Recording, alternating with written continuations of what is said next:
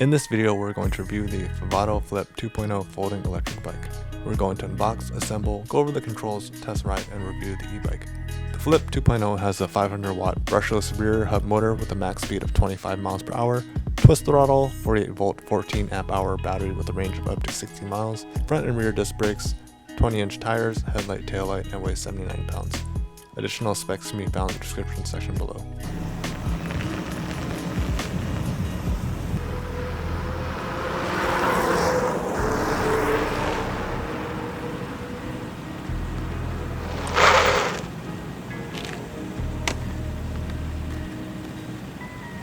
This is the box that it came in.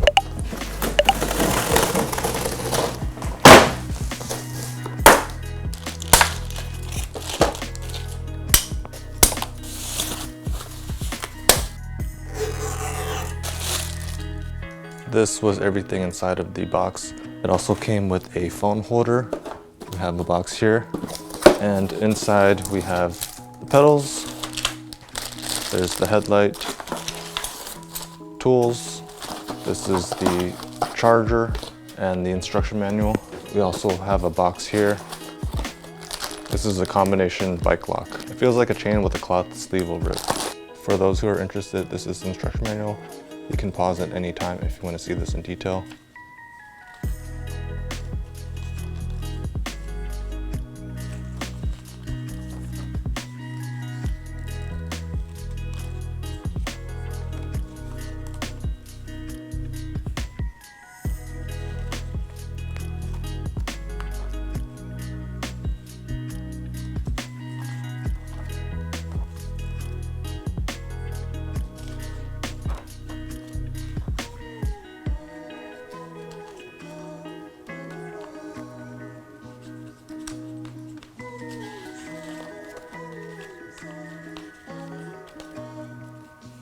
The first step is to put the kickstand down. You just lift this down and there's a bolt on the back.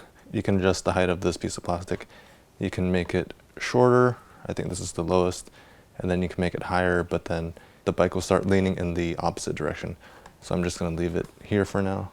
Next, we'll pull the stem up, and there is this lever right here that you push in.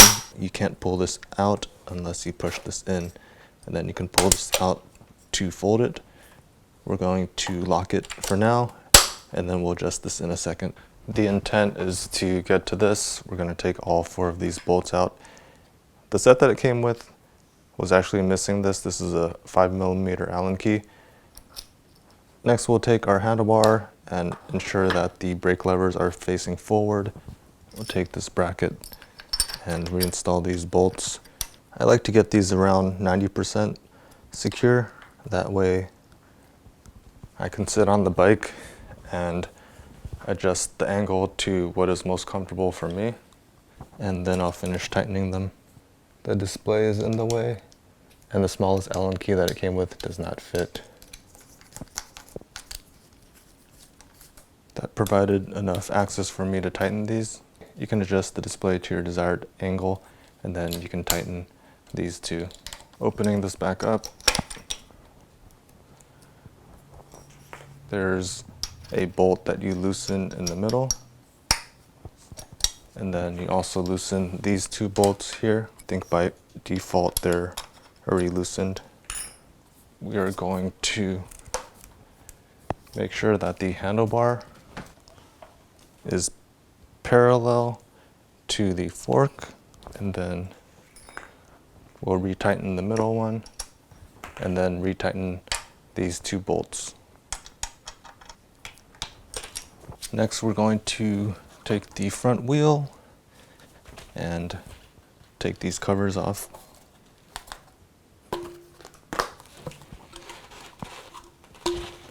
There is a quick release lever right here that will pull down and then turn this counterclockwise. You can lift this protection off.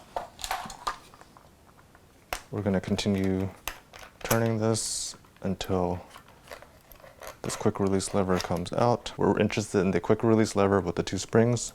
Taking the quick release lever with the spring, it's tapered inwards as such.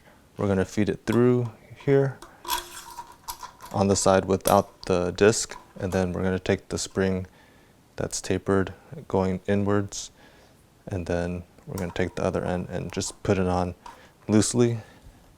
Lifting up the bike, we are going to feed this disc in between the brake pads, and then also resting it onto the forks. And then we're going to turn this clockwise. Next, we're going to try closing the lever, but it's too loose right now. I'm going to keep turning this side until there's enough compression. If it's too hard to push in, then you can back this off counterclockwise. So it seems good now. I'm going to check the brakes, and it's rubbing, so I'll need to do some adjustments. The easiest thing to do is to loosen the two bolts holding this caliper bracket in place. I'm going to loosen the bolts, the top and the bottom, until it's able to move freely, and then I'll hold the front brake lever. I'm tightening the top and then the bottom, and then when I release the brakes, the disc should be centered and there's no more rubbing. We're going to take this lock nut off from the back and then feed the headlight bracket through, and then the short side of the front fender faces forward, and then we're going to put this nut back on and tighten it with an Allen key and a wrench.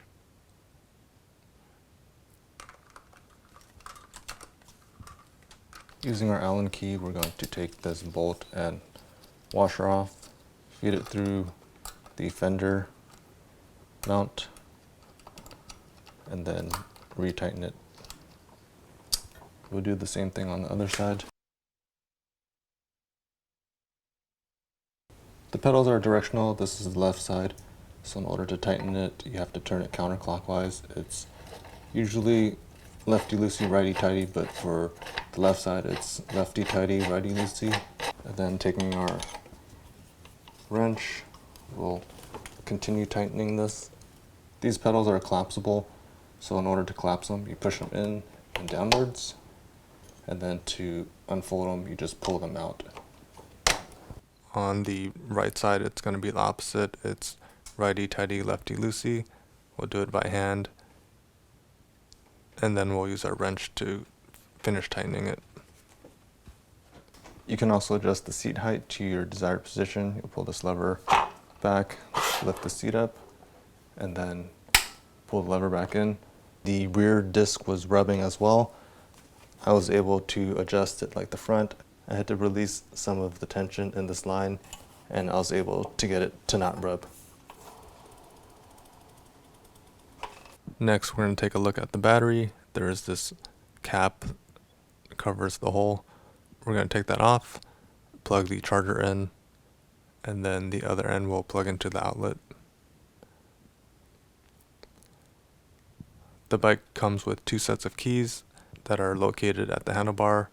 We'll put it in this slot right here.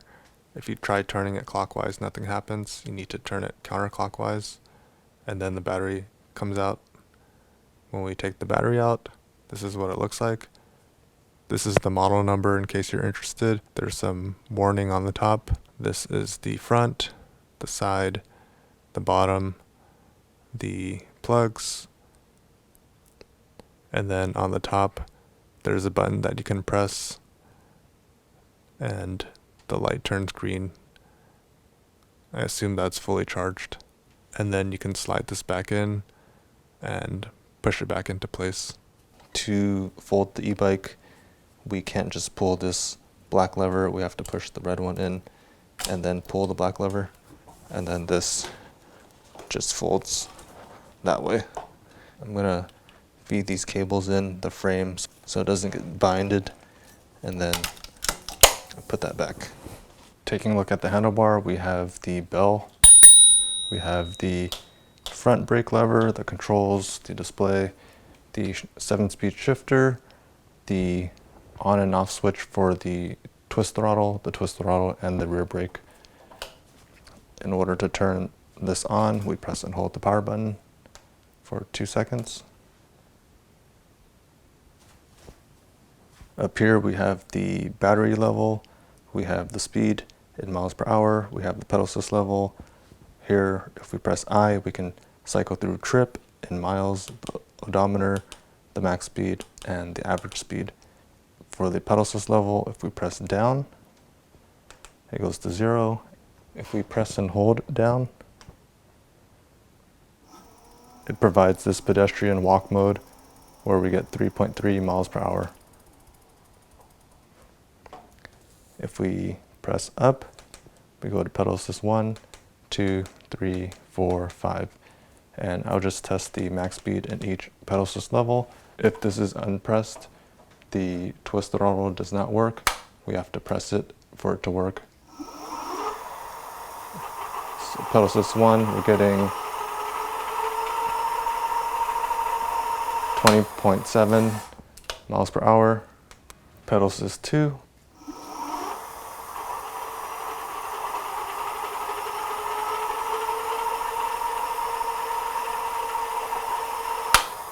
20.7 miles per hour.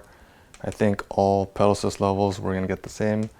So I think this pedal assist is only dependent on when you're actually pedaling. If I go to pedal assist 5, just to confirm.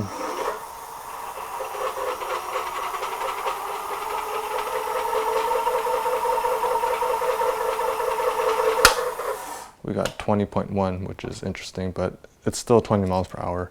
To turn on the headlight, we press the headlight button, and you can see the light on the wall. To turn it off, we press it again. If we press and hold up, nothing happens. If we press and hold the light button, nothing happens. If we press and hold the I button, nothing happens. The manufacturer reached out to me with the settings password after I finished recording the review. I wasn't able to test the max speed, but I'll just show you the settings after the fact. So in order to get to the settings, we press the plus and minus button and hold it. You'll see 4 digits and the first one's blinking. We'll press up to change it to 1, 3, 1, 3. And then you can see that it says 01P. This display is the same as another e-bike that I reviewed. I'll post the programming settings on the screen and you can pause at any time to read it in detail. Number 1 is the speed units. So if I press I can change it to kilometers, or I can change it back to miles. I'm going to keep it in miles. Number 2 is the voltage. I'm going to keep it at 48. 3 is the pedal assist levels. By default, it's 0.5. You can go to 0.3, 1.3, 0.5, 1.5, 0.7, 1.7, 0.9, or 1.9. I'm going to keep it at 0.5 by default. And then it goes to each pedal assist level. So I think this is a percentage of the max speed. By default, it's 38. Pedal assist 2 is 49%. 3 is 59, 68, and 5 is 96. I'm actually going to change it to 100. 4 is 22 inches. That's the diameter of the wheels. Number 5 is the pedal assist magnets, or the speed sensor magnets. I'll keep it at 1 by default. 6 is the max speed, and this is where I'm going to change it to the max. 41. This is the controller current. It's at 17 by default. I'll keep it at that. Number 8. This is the direction of the pedal assist sensor, so it's either forward or backwards. I'm going to keep it at forward. Number 9 is the throttle limiter. By default, it's off, but if it's on, I think it limits your throttle to 6 kilometers per hour. Number 10 is the password. By default, it says no. I can change it to Y. I'm going to keep it to N by default. And then 10 is the time that the display automatically shuts off. And I think this is in minutes. By default, it's 10 minutes. And then to get out of this, press and hold I. To reset everything, you press and hold the plus and light button. And then you can reset it. But I'm going to keep it how I have it right now. Now that I changed the pedal assist to 41 kilometers per hour in the settings, I'm going to test it using the twist throttle.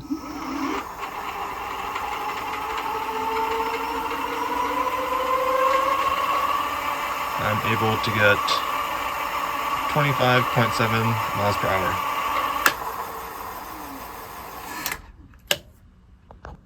To turn it off, press and hold the power button. Right now I'm going to test acceleration and max speed in each pedal assist level for pedaling only and then throttle only. Using the pedal only, I'm in pedal assist 0. If I pedal, there is no assist, and I don't really feel much resistance from the rear motor, which is nice. In the event that your battery dies, you can still ride the bike as a normal bike and there's not too much resistance, if any at all. Going to pedal assist 1. The motor kicked in and it's stopping around 9.9 miles per hour. Pedal assist 2.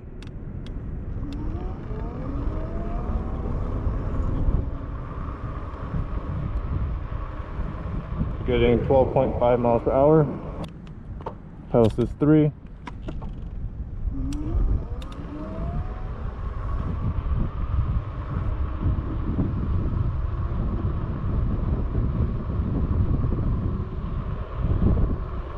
.2 was the highest. Pedal assist 4.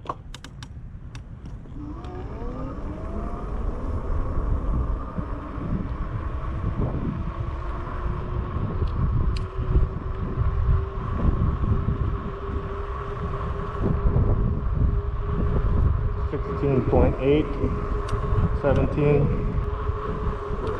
That appears to be the highest that we're gonna get. Pedal assist 5.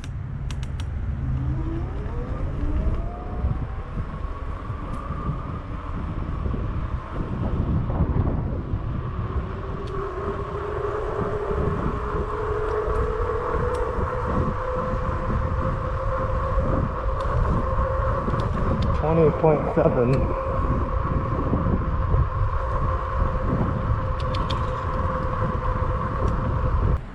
20.7 was the highest max speed that we got. Now we're going to try the throttle only, and from the stationary test, it didn't matter what pedal assist level you're in, it always got the max speed. There is a button here that we need to press to turn the throttle on, and in pedal assist 0 it doesn't work. So let's go to pedal assist 1.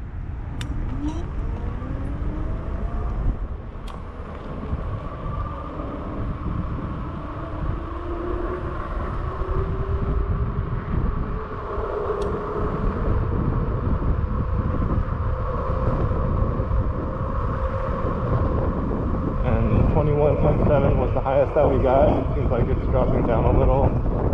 It's hovering around 20. The highest speed that we got was 21.7 miles per hour, and then it started climbing down back to 20. I think that's the highest that we're going to get without unlocking it. I'm going to verify it again in pedal assist 5.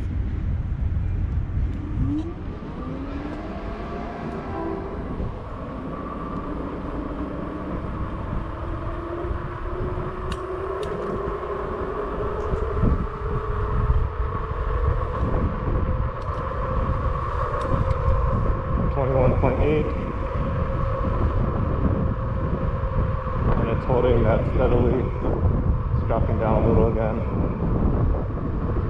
back to 20, and I think that's the highest we're going to get. In pedal assist 5 we got the same max speed of 21.8 miles per hour, and then it dropped back down to 20. So I think it's the same no matter what pedal assist level you're in. Moving on to the suspension, we have adjustable shocks in the front. The specs said they're hydraulic. On this side we have the preload, and then this we have the adjustment settings. Right now I have it set to the highest, meaning it's essentially locked.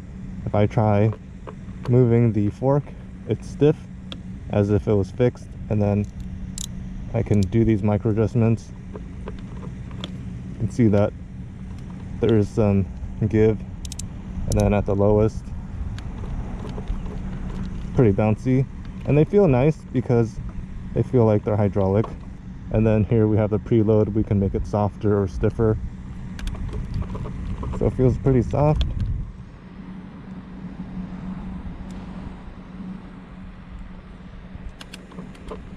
Actually feels the same for this preload. I don't feel much of a difference.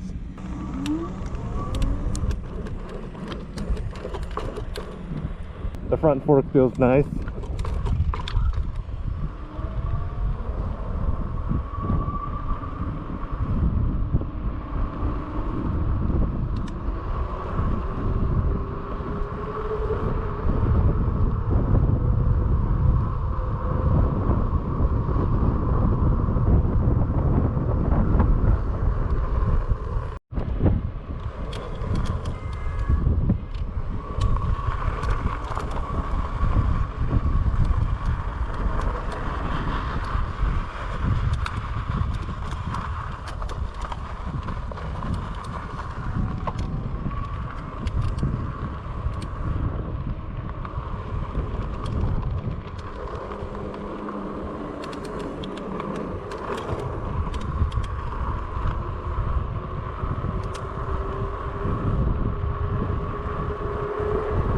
For the brakes, we have front and rear cable pull disc brakes. The discs are 180 millimeters and they're Textural Aries, which means they are a brand name. They're not just a generic one. I'm going to hit the max speed of 20 miles per hour and slam on the brakes to see how soon it stops.